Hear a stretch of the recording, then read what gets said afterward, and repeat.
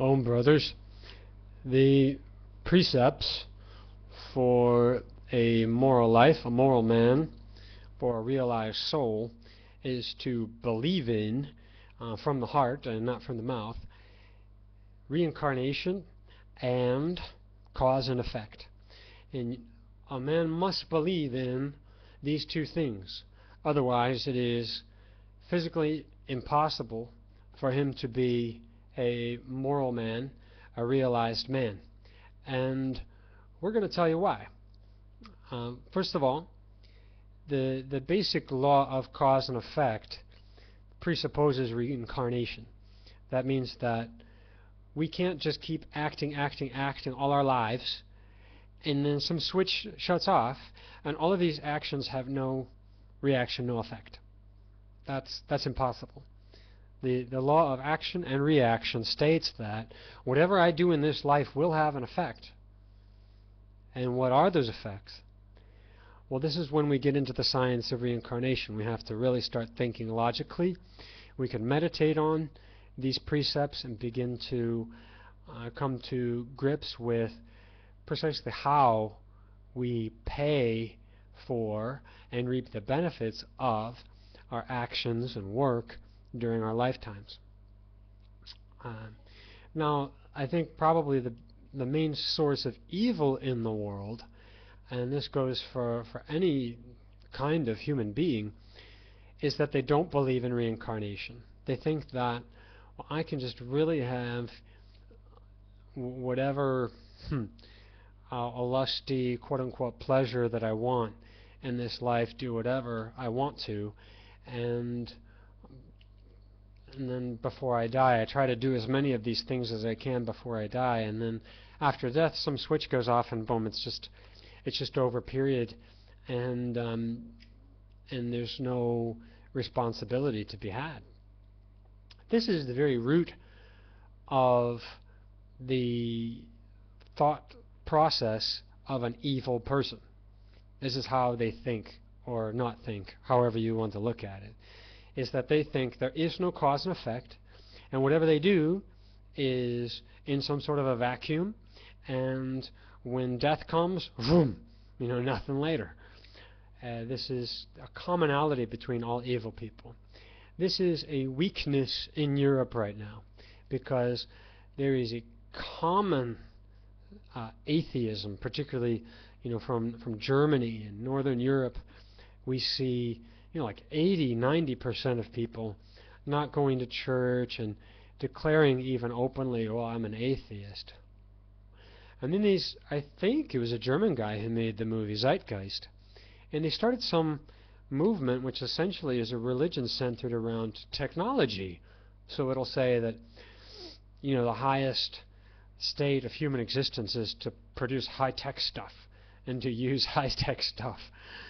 And they apparently have no understanding of what happens after death.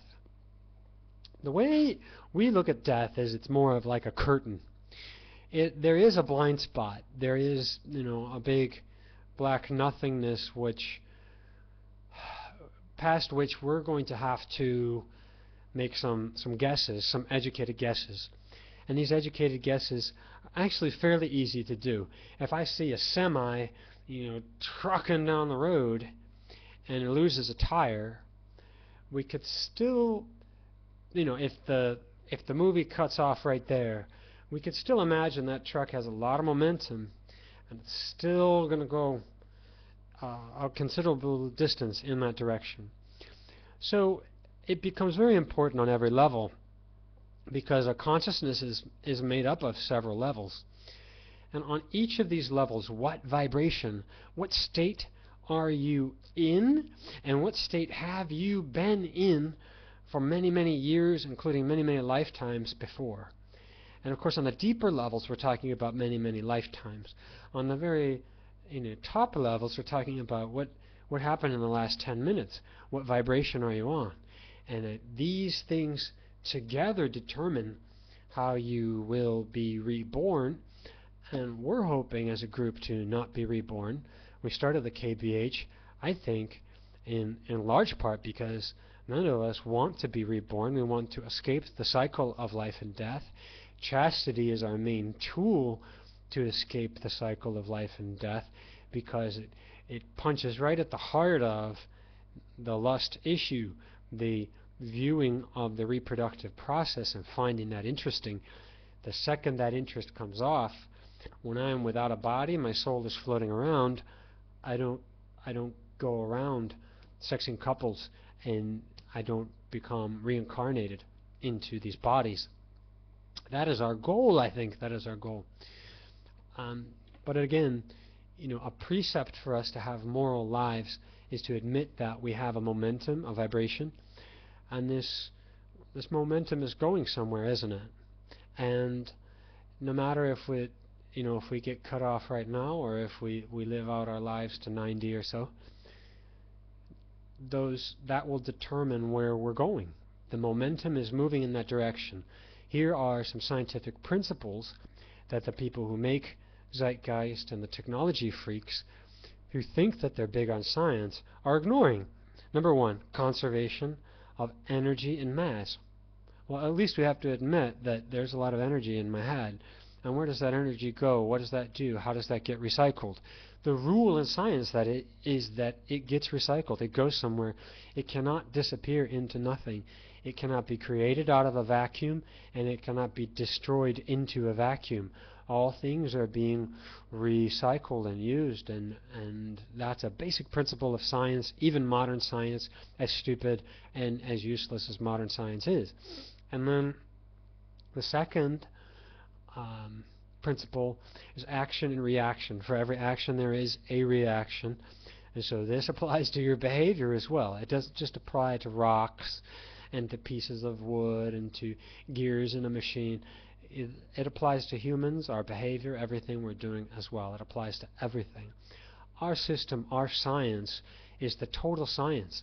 It is the science that describes everything in the universe, and it is not a compartmentalized, idiotic, supported by commercial funds, bankers, temporary profits. It is a long-term science that has existed for thousands of years. It has survived the test of time and history and wars, and continuing to today. Almost everybody finds an interest in these holy books, these scriptures, and this science. Even Christians who have a lot of their ancient science and a lot of their ancient traditions have been corrupted out, have been redacted out of their Bible and their traditions. These same people will go study traditional Chinese medicine. Some of these people will learn Tibetan. Some of these people will learn Hindi and will start to delve into ancient traditions, which at the beginning in our ancient environment, in ancient Rome and the big empires, in the Greek Empire, the Hindus, the Greeks, and the Romans, they're all switching. They're traveling between states. You even have them sharing emperors and sharing knowledge constantly. And then today, religion has been compartmentalized, I think, to try to destroy it. And that's why we need to take a broader view on religion and study everything we have and find truth wherever it may be. And reincarnation used to be in the Holy Bible. It used to be in the Christian tradition. That is proven by the original Bibles, which are not published on paper because the publishing houses won't do that. But they're available online. And I'm sorry for the name. It doesn't sound very good, but it's called the Peshitta Bible. And that's one. That's an Aramaic version. And then you have what is called the Gospel of the Holy 12, is also a much more original pre-version of the Bible that was destroyed by the Council of Nicaea. So, think about it. Delve into these traditions. Remember that no matter if you're a Christian or whatever tradition you come from, reincarnation and karma, these two laws, apply to everyone, and you must believe in these things to live a moral, healthy, and happy life. Thank you, everyone, and Om.